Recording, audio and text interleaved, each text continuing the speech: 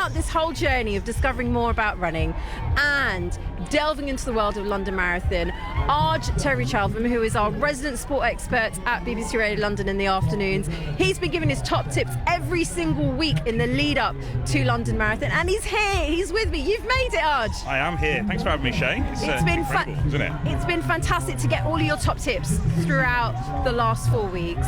But today's London Marathon Day, I want to know from you, on a personal spectator level, firstly, what has it been like seeing all this today? Well, the London Marathon is more than just an endurance event, isn't it? It's so emotional. You see all these people here from different aspects of life, doing it for different reasons. For me, I always have a bunch of athletes here, so there's a little bit of work involved.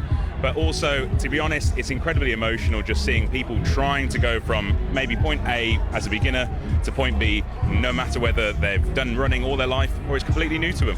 Now, you are a sport expert, and so the other reason I wanted you here, you're going to be with me throughout the show. You're my presenter's mate, you're my presenter's friend on Radio London, because I've been really honest, I don't feel I can talk enough about running because I don't have enough knowledge. But you told me off air that if you're a sprinter, you can be a marathon runner. I always thought that wasn't the case. Yeah, it just takes years and years of training. Exactly. No, you can be both individuals. They're very much a blended athlete. You can't be the best at both. Yeah. That's the honest truth. Yeah. But with a bit of training, adaptation occurs. You can do both of those different events just with some time in between.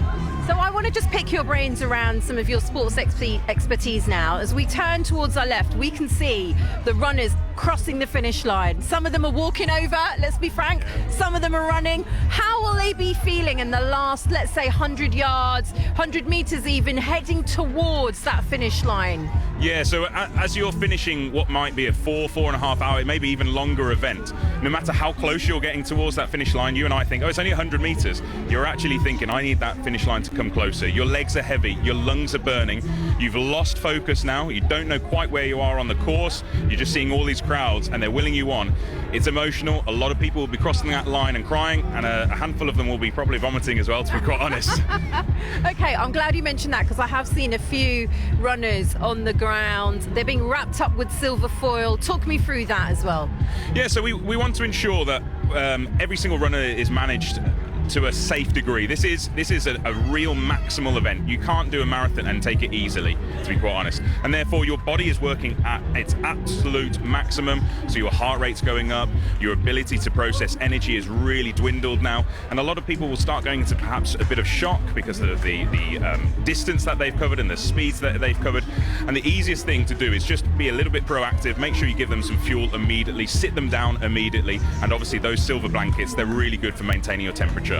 And what would your one piece of advice be to someone who's like me? I'm always the person, I'm like the typical mum who's constantly telling my daughter what to do. If you're a family member, you're tuning into Radio London right now, you're on your way to see the marathon runner, to give them the support, should you be overwhelming them with knowledge? Should you just be backing off and taking their lead? What should you, as a supportive, loving person, be doing right now? That's such a great question. You actually should just be listening.